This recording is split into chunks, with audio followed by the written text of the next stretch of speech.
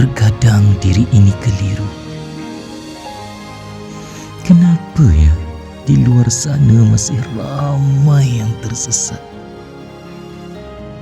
mau mencari kebenaran dan keadilan, tetapi yang ditemui dan diimani adalah kesesatan.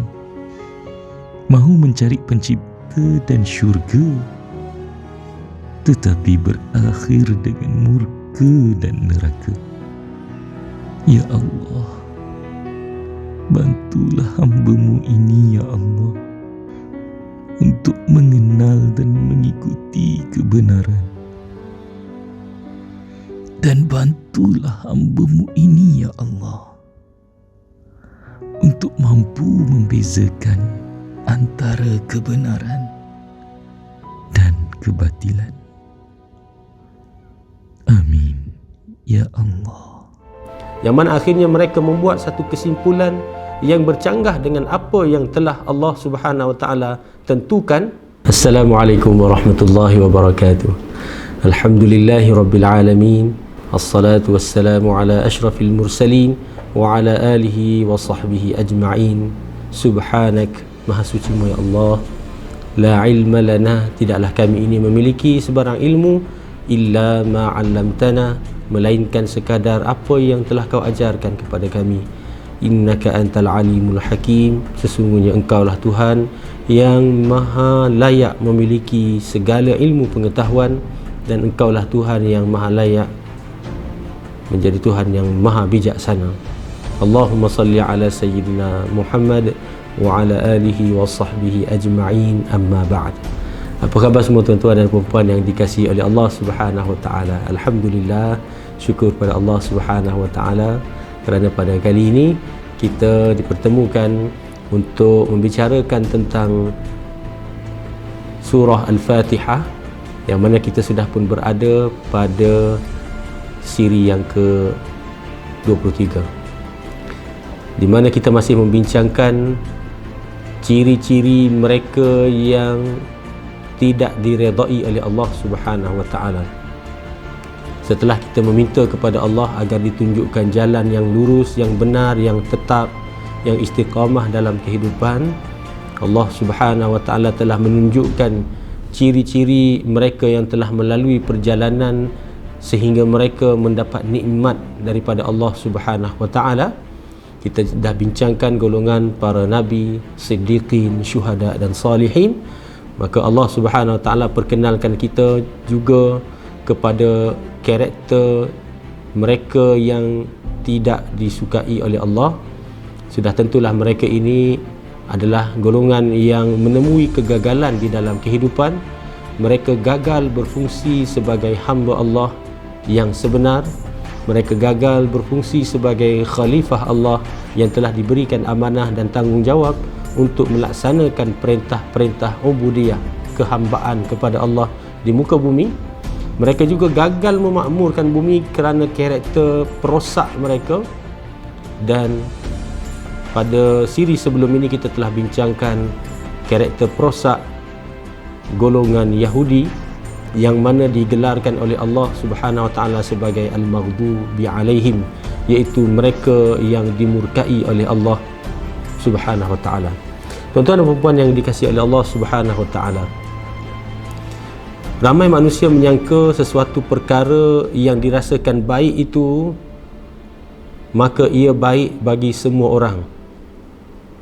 Kadang-kadang seseorang itu merasakan apa yang dia buat ini baik, tiba-tiba dilihat ataupun bila dinilai semula pada persepsi yang lain, orang lain akan menilai dia sebagai perkara yang tidak baik.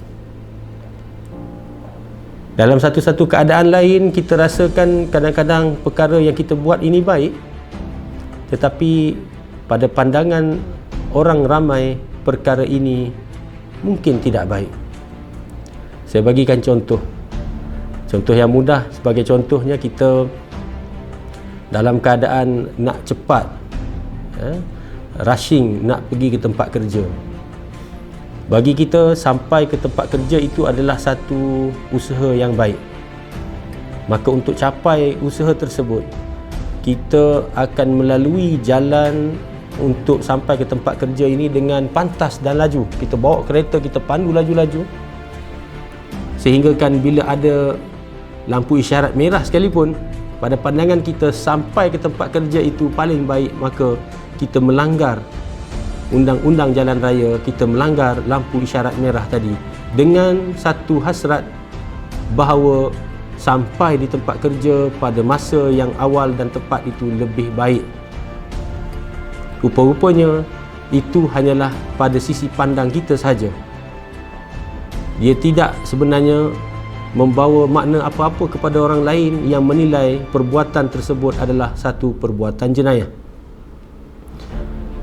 Maka apa yang saya nak bawakan kepada perbincangan pada kali ini, tuan-tuan dan puan yang dikasihi oleh Allah Subhanahu Wa Taala, nilai baik dan buruk di dalam sesuatu urusan kehidupan ini, dia adalah ditentukan daripada nilai sejagat.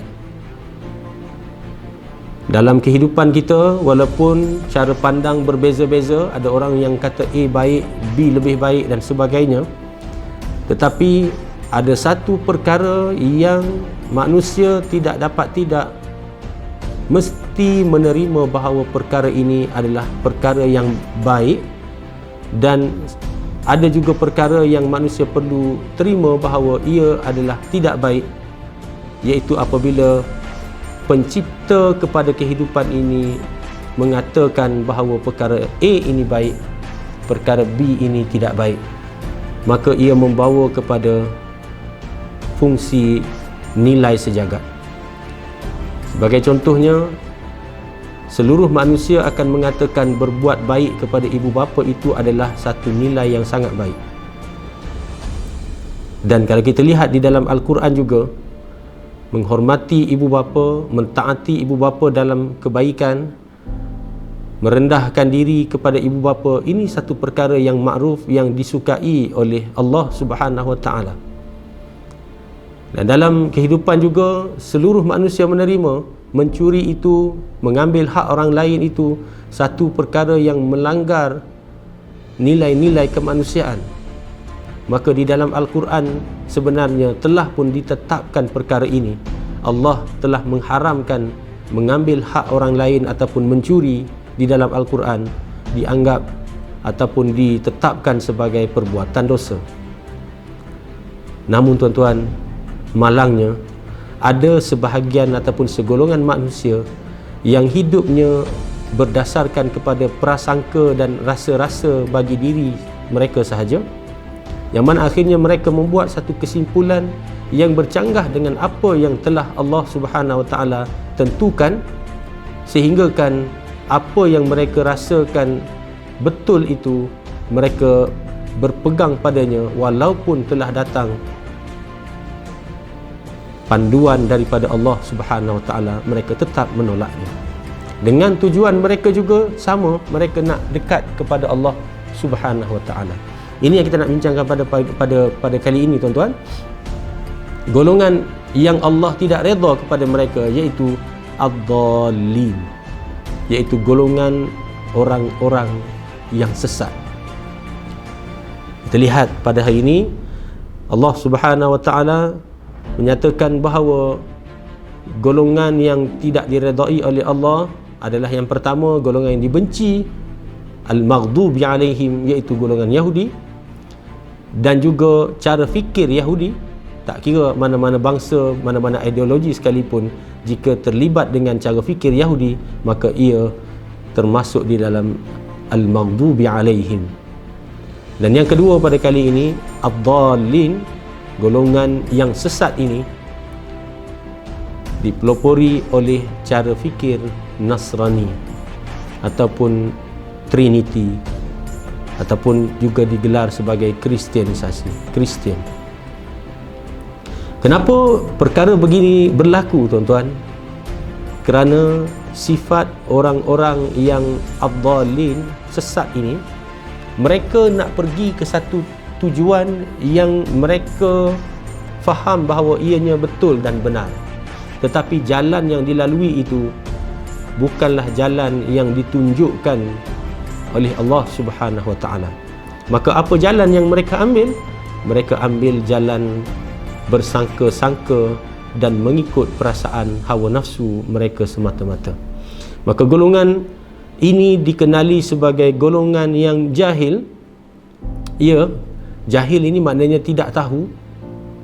Tetapi kalau jahil ini dipandu dengan ilmu, maka sebenarnya kita boleh keluar daripada kepompong orang-orang yang sesat. Akan tetapi ada satu perkara lagi yang mengikat kejahilan itu sehingga mereka menjadi orang yang sesat di sisi Allah Subhanahu wa taala, adalah apabila mereka ada sifat sombong. Maka jahil plus sombong, maka keluarlah golongan yang sesat. Cuba bayangkan tuan-tuan, kita dalam perjalanan dah tahu nak tuju ke mana, nak tuju ke KL sebagai contoh. Bagi seorang kawan bawa kenderaan, bila masuk ke kawasan Lembah Kelang ataupun masuk ke kawasan berdekatan nak masuk dengan KL, dia tak tahu jalan sebenarnya. Dia tahu dia nak pergi KL, tapi jalannya dia tak tahu. Kalau dia tak tahu dan dia tanya kita, orang yang lebih tahu, ataupun dia tanya, dia search dalam internet ataupun dalam Google Maps dan sebagainya, tanda dia tak tahu, mungkin ataupun sudah pasti jalan yang dia nak lalu untuk sampai kepadanya, dia akan dapat, dan dia bila dia ikut, insya-Allah selamat. Akan tetapi sifat orang-orang yang sombong dan jahil ini, iaitu orang yang mudah disesatkan ini, adalah apabila dia tidak tahu jalan untuk menuju destinasi yang dia kehendaki, dan dalam masa yang sama dia mereka-reka jalan sendiri, mereka-reka kaedah sendiri, mereka-reka dengan pendapat sembrono mereka, maka akhirnya mereka teraba-raba di dalam mencari arah tuju tersebut, bahkan mereka sudah pasti tidak akan sampai. Maka golongan yang sesat ini sering menjadi mangsa hawa nafsu dan termakan tipu daya golongan al-maghdubi alaihim, iaitu golongan yang jahat, perosak yang kita bincangkan pada minggu lepas. Golongan ini, iaitu golongan yang sesat ini, mereka mengikut hawa nafsu, mereka mudah dimanipulasi oleh golongan yang pertama tadi yang dibenci oleh Allah, al-maghdubi alaihim. Kerana sifat al-maghdubi alaihim memang dia akan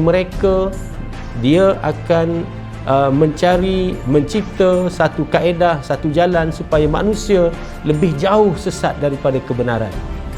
Kita dah bincang sebelum ni kan, mereka tahu benda yang benar tetapi mereka selewengkan. Bukan sebab mereka tak tahu, tetapi mereka sengaja seleweng kerana sikap mereka. Ini golongan perosak, al-maghdubi alaihim. Maka siapakah mangsa kepada golongan perosak ini? Sudah tentu golongan yang jahil. Golongan yang jahil, yang mudah dimanipulasi, yang mudah dieksploit, golongan yang mudah diambil peluang, mudah diputar belit. Akhirnya fakta-fakta yang diberi kepada mereka semuanya fakta yang palsu, tetapi disebabkan hawa nafsu mereka, kononnya mereka nak cari jalan menuju Tuhan, walaupun tidak ada kaedah yang betul, mereka termakan dengan cara ini. Sehingga kan dengan niat ataupun hasrat yang secara umumnya kita nampak baik, iaitu untuk memuji, mencintai Nabi Isa alaihi salam, mereka menganggap Nabi Isa ini makhluk ataupun sesosok yang istimewa bagi diri mereka. Mereka sangat cinta kepada Nabi Isa. Perjuangan mereka juga adalah untuk mendapatkan cinta Nabi Isa alaihi salam. Tetapi kerana mereka goyah dalam kaedah yang ditunjukkan oleh Allah untuk mencari jalan pengabdian, akhirnya cinta mereka itu dimanipulasi oleh orang golongan-golongan yang jahat, iaitu Yahudi ini. Sehingga kan apabila Yahudi memberi satu teori bahawa Nabi Isa itu anak Tuhan, maka golongan-golongan yang sesat ini berpegang dengan akidah tersebut, sehingga mereka mengangkat Nabi Isa ni bukan lagi makhluk Allah, bukan lagi hamba Allah, tetapi mereka menyembah Isa sama taraf dengan menyembah Allah Subhanahu wa taala. Maka berlakulah syirik dalam kehidupan mereka. Berlakulah konsep-konsep yang gagal untuk dicerna oleh akal yang sihat, oleh ilmu yang waras, yang mana akhirnya mereka teraba-raba dalam membuat kesimpulan kepada Tuhan. Mereka mencipta sendiri kefahaman mereka tentang Tuhan. Mereka mengada-adakan andaian-andaian mereka bagaimana Tuhan itu bertindak dalam kehidupan mereka, sehingga akhirnya Nabi Isa yang diberikan mukjizat oleh Allah Subhanahu wa taala, dalam Al-Quran juga banyak menceritakan bagaimana Nabi Isa ini Allah Subhanahu wa taala berikan kepadanya, baginda sallallahu alaihi wasallam, satu keistimewaan untuk menghidupkan orang mati. Keistimewaan dan mukjizat bagi Nabi Isa juga menyembuhkan orang yang buta. Keistimewaan mukjizat Nabi Isa juga diambil satu ketul tanah, kemudian ditiup dengan nama Allah, keluar burung terbang hidup. Ini satu mukjizat, dan mukjizat, siri-siri mukjizat ini tidak asing bagi para nabi.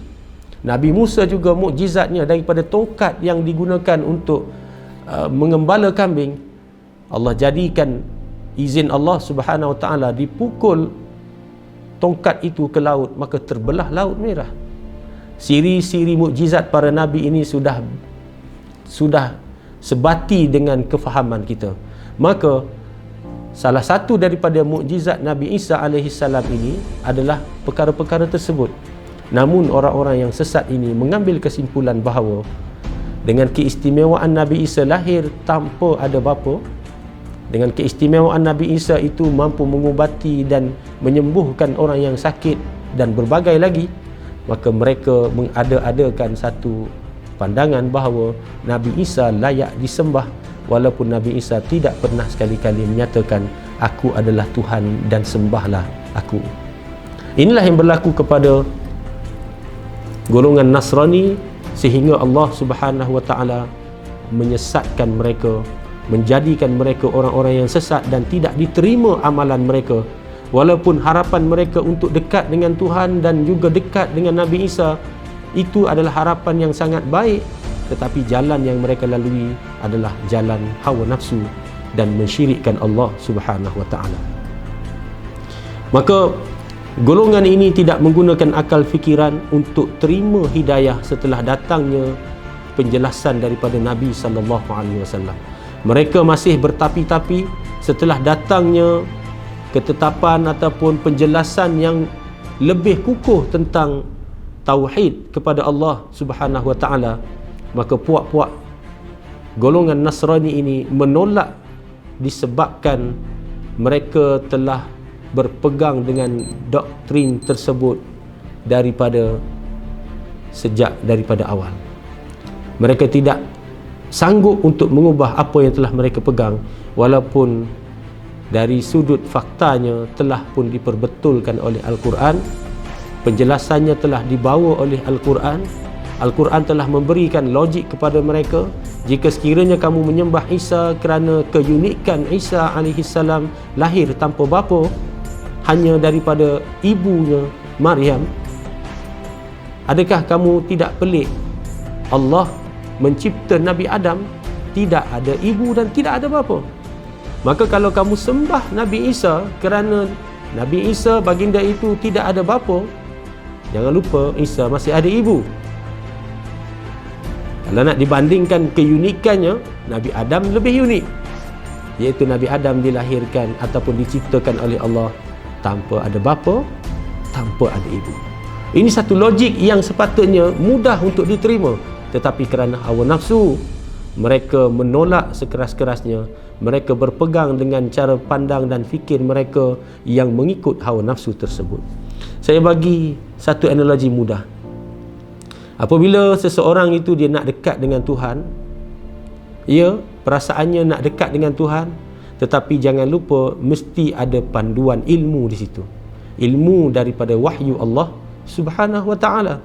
Tidak boleh kita sembrono. Sebagai contoh, apabila ditetapkan solat Zuhur 4 rakaat kepada kita, solat zuhur 4 rakaat itu sangat baik, mendekatkan diri dengan Tuhan.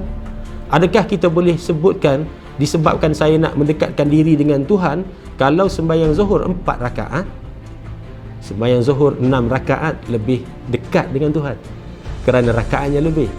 Adakah ini kaedah yang kita pakai untuk menerima cara beribadah kepada Allah? Sudah tentu tidak, kan tuan-tuan?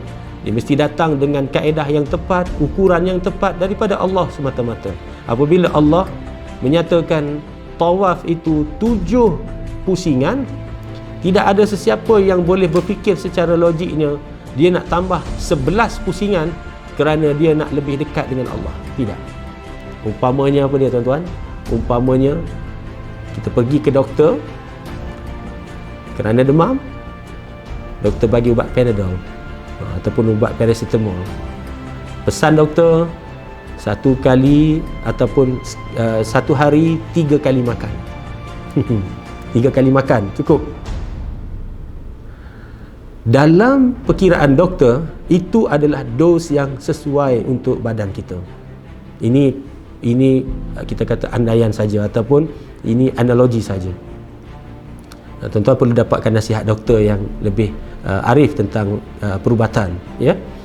Tetapi analoginya, apabila doktor sebut 3 pil sehari, itu usaha ataupun ikhtiar untuk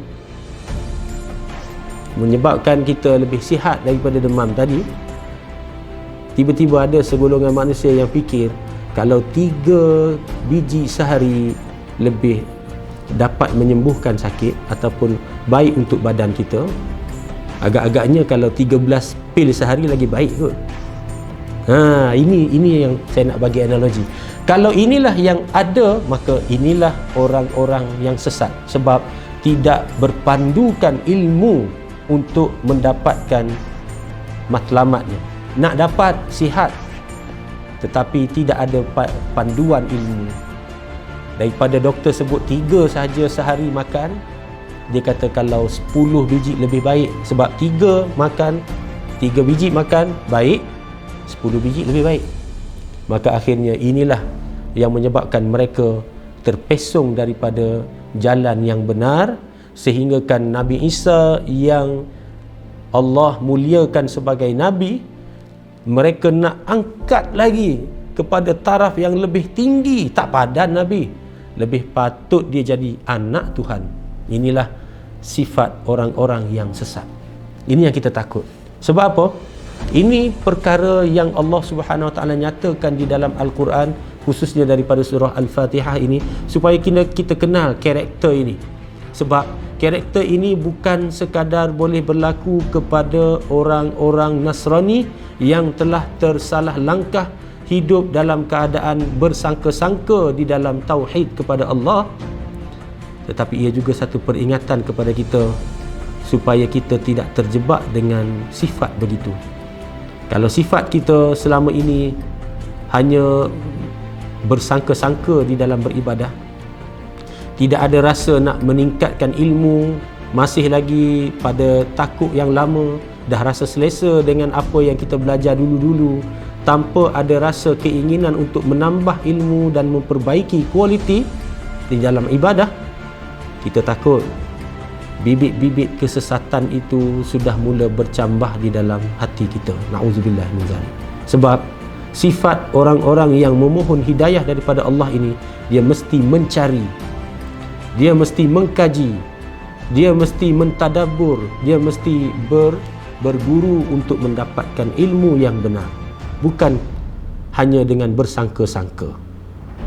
Maka daripada apa yang kita bincangkan ini, ayat yang mana Allah memberikan kepada kita satu gambaran yang jelas bagaimana seseorang itu ataupun sekelompok manusia itu boleh terjebak di dalam golongan ad-dallin, orang-orang yang sesat, yang mana Allah minta kita supaya mohon kepada Allah jauhkan kita daripada golongan yang sesat ini. Maka apa yang Allah nak saya buat? Apa yang Allah nak kita semua buat? Maka yang pertama, apa yang Allah nak kita buat? Allah nak kita kenal golongan ini dengan mendalam. Sebab itu selepas surah Al-Fatihah diperincikan lagi ciri-ciri mereka ini di dalam surah-surah yang lain. Sebab itu pengajian kita tidak boleh terputus di sini. Perlu kita ikuti siri-siri pengajian yang seterusnya, sama ada di sini ataupun di mana-mana sahaja ruang yang tuan-tuan boleh capai untuk menambahkan lagi kefahaman. Allah nak kita kenal betul-betul golongan Nasrani dan ciri-ciri manusia yang sesat ini, supaya kita tidak terpengaruh dan tidak mudah terjebak dengan kesesatan. Setiap amalan yang kita nak lakukan perlu berdasarkan dalil, perlu berdasarkan nas, perlu berdasarkan fakta daripada wahyu Allah dan sunnah Nabi sallallahu alaihi wasallam. Nas dan dalil ini maknanya satu kita panggil apa, kerangka asas untuk mendapatkan hukum sama ada ia boleh ataupun tidak, yang akan kita dapat daripada pencernaan para ulama yang muktabar. Maka tak boleh kita bersangka-sangka saja, tak boleh kita main agak-agak dan rasa-rasa saja. Perlu banyak merujuk, perlu banyak bertanya, perlu banyak menimba. Ini apa yang Allah nak saya ataupun kita sama-sama buat. Dan daripada ini, apa yang Allah nak kita praktiskan, apa yang kita perlu praktiskan, perlu jadi satu malakah ataupun sesuatu yang sebati dengan kehidupan kita. Maka saya perlu bermohon agar Allah jauhkan diri saya daripada sifat jahil plus sombong ini. Ya Allah, jauhkan kami daripada kejahilan, bertambah dengan jauhkan kami daripada sifat sombong. Jangan kita rasa ilmu yang kita ada ni sudah cukup, ataupun orang yang kita anggap lebih baru daripada kita, lebih muda daripada kita, lebih kecil daripada kita, datang untuk memperbetulkan kita tanpa kita berfikir, tanpa kita menilai, kita menolak semata-mata kerana kamu orang baru, saya lebih lama. Tidak. Di dalam Islam, segala-galanya berpandukan kepada wahyu Allah, bukan pandangan manusia semata-mata. Dia bukan disebabkan faktor usia lebih tua ataupun lebih muda, tetapi faktornya adalah apa yang awak bawakan ini adalah daripada Allah dan Rasul, maka inilah yang patut saya pegang. Dan jika sekiranya selama ini saya salah, saya alu-alukan untuk diperbetulkan. Begitu kaedah kita, begitu sifat kita. Dan yang kedua, kita perlu praktis supaya dalam hati kita ni ditanam rasa benci kepada kejahilan. Kita tak rela diri kita ini berlarutan dalam kejahilan, dalam ketidaktahuan. Kita kena belajar segera. Kita kena keluar daripada kepompong ketidaktahuan itu dengan penjelasan ilmu. Kita perlu menuntut dan merujuk kepada orang yang lebih arif dan lebih faqih. Kita perlu menilai dengan nilaian daripada Al-Quran dan juga sunnah Nabi sallallahu alaihi wasallam. Jangan kita rasakan orang yang jahil itu layak untuk diangkat dan berbuat apa saja, maka kita akan cuba untuk membantras kejahilan. Yang paling mudah untuk kita lakukan adalah diri kita sendiri. Yang paling dekat dengan kita adalah isteri dan anak-anak kita. Jangan kita biarkan mereka ini larut dalam kejahilan dan ketidaktahuan. Dan yang seterusnya, saya perlu terus belajar dan berusaha untuk mendapatkan ilmu untuk mengenal Allah. Dan ilmu untuk mengenal Allah ini perlu saya dapat daripada panduan ilmu wahyu, iaitu Al-Quran dan sunnah Nabi sallallahu alaihi wasallam, melalui penjelasan para ulama yang muktabar, yang telah terbukti kefahaman mereka tentang Al-Quran dan sunnah, hukum hakam dan sebagainya. Maka saya perlu berpandu kepada ilmu-ilmu ini untuk saya kenal Allah. Bukannya saya mencari tanpa asas ataupun saya menggunakan akal fikiran saya semata-mata. Mudah-mudahan Allah keluarkan kita daripada kelompok golongan yang sesat dalam mencari Tuhan. Kita takut dan kita mohon agar Allah selamat dan jaga kita daripada menjadi orang-orang yang sombong dan orang-orang yang jahil. Wallahu alam. InsyaAllah kita jumpa lagi. Assalamualaikum warahmatullahi wabarakatuh.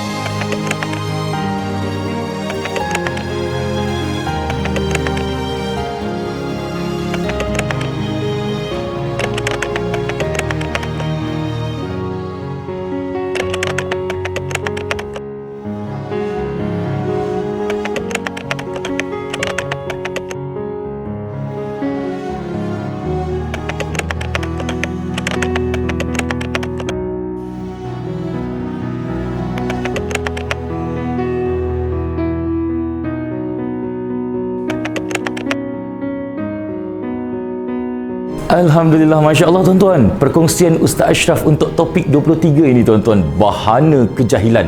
Nak berjaya hidup dekat dunia perlukan ilmu. Nak juga berjaya akhirat perlukan ilmu.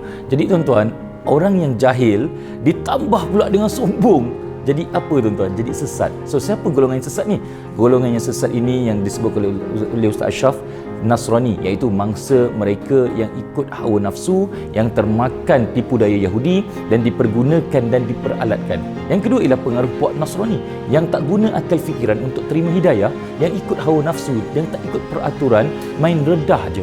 Dan juga tuan-tuan, yang seterusnya ialah kita rasa nak dekat dengan Tuhan tapi tak nak ikut panduan wahyu tuan-tuan. Ada orang yang dia rasa dia nak dekat dengan Tuhan tapi dia tak nak berpandukan kepada wahyu. So apa yang berlaku? Dia ikut andaian sendiri saja tuan-tuan. Jadi tuan-tuan, apa yang Allah nak saya buat daripada ayat ini?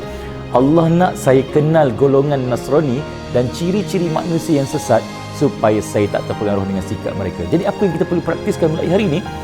Saya dan kita semua perlu bermohon agar Allah jauhkan saya dan kita daripada sifat-sifat jahil dan sombong.